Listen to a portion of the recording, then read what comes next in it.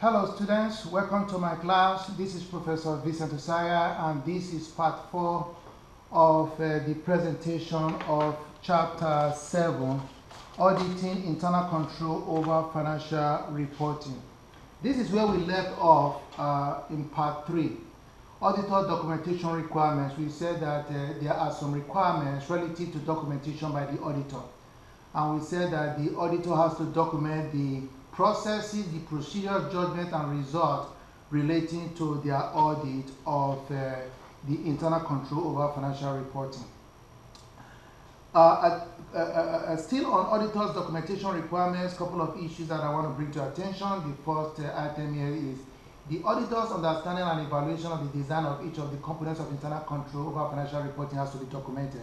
So their understanding and their evaluation of the design of each component. Then number 2, the process they use to determine the points to which misstatement could occur, where things could possibly go wrong, also has to be documented. So there are other documentation requirements issues on this slide. So you can go through that on your own. So let's take a look at types of reports related to the audit of ICFRO. Here, at the conclusion of our work, we have to issue an audit report, just like we issue an audit report when we are auditing financial statements. Here we are auditing report or opinion on the conclusion of our work in regards to audit of internal control over financial reporting. So here are 3 possibilities. Number 1, unqualified opinion. That signifies that the entity's internal control is designed and operating effectively, so no material weaknesses. So you issue the client unqualified opinion. As you know, unqualified opinion is the best opinion or the best report. Why? In other words, you are not qualifying it. In a qualified opinion, like we discussed previously in issuing opinion or on financial statements, we said it's not as good as unqualified, because when you qualify something, you are making an exception. Everything is okay except you are qualifying it. So the second report relative to internal control over financial reporting is disclaimer. So when we have a situation where we have a serious scope limitation, then we have to disclaim, or we have to issue a disclaimer or disclaimer opinion. That is really not an opinion. A disclaim opinion or disclaimer is actually saying, I'm washing my hands out of this mess and I don't want to be part of this audit, even though you are going to issue an opinion to that effect. And the third one, where scope limitation, as we discussed previously, scope limitation is a situation whereby as an auditor, your scope of work is being limited, either by client, in other words, the client is preventing you to look into something or do something or perform a particular audit procedure, or a situation or circumstance relative to the audit prevents you from doing something or performing a test that you want to perform. We call that scope limitation. So if there is a serious scope limitation, the auditor has to issue a disclaimer. And number 3 type of report is an adverse opinion.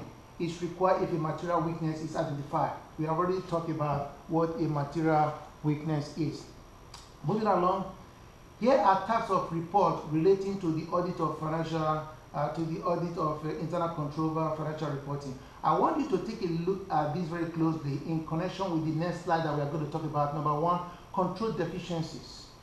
The next slide is going to talk about scope limitation.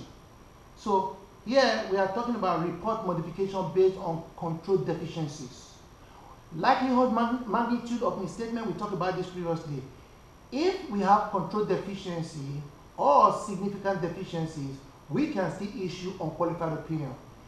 If we have a material weakness in the control, then we have to issue adverse opinion. In contrast, let's take a look at report modification based on scope limitation. Here, the seriousness of scope limitation.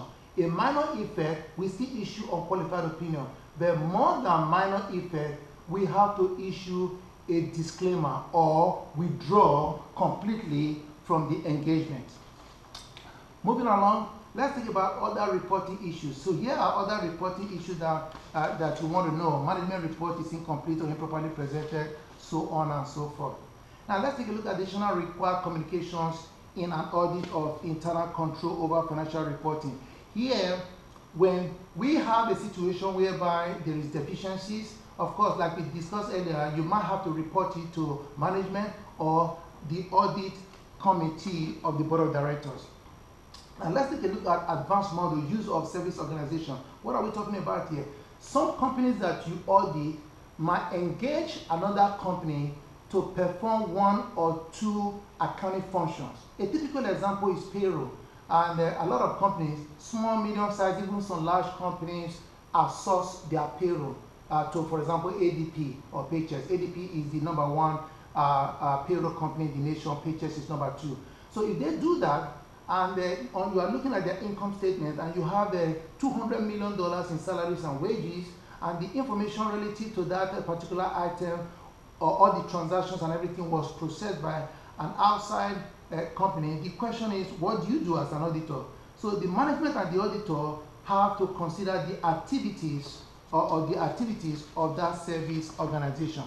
So therefore, the management and auditor should perform the following procedure with respect of the activities performed by the service organization.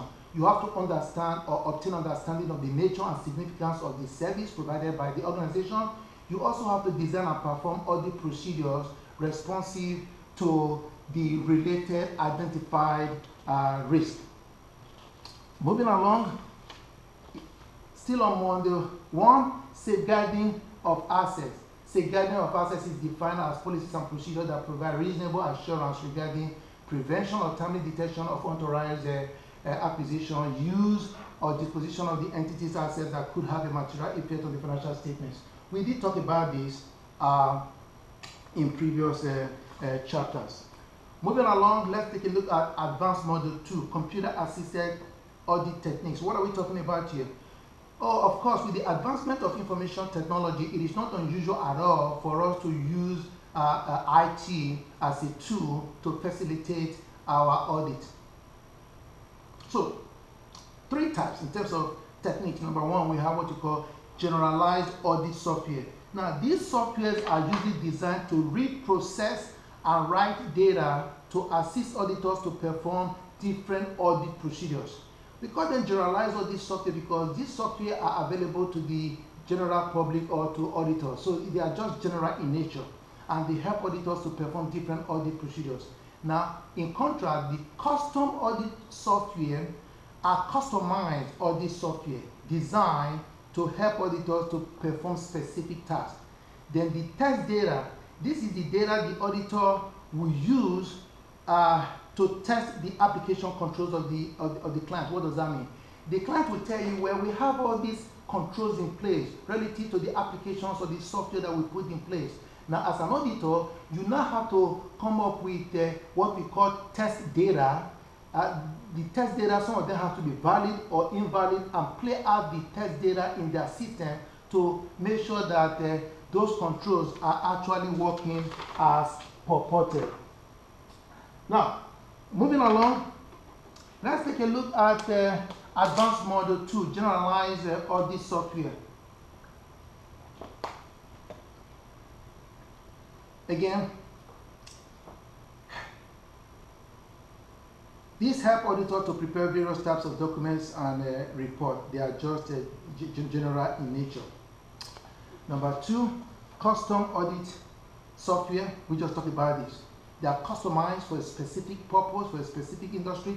Now, this is more expensive to develop, require long development time, may require extensive modification if the entity changes its accounting application programs. Then, lastly, we have additional model, advanced model 2, test data. Just like we said, the test data are developed by the auditor to test the application controls that the client said are in place. And of course, to do that, you need to come up with data to test those controls. And some of those data will be valid, some of them will be invalid. So that is the end of chapter 7 presentation.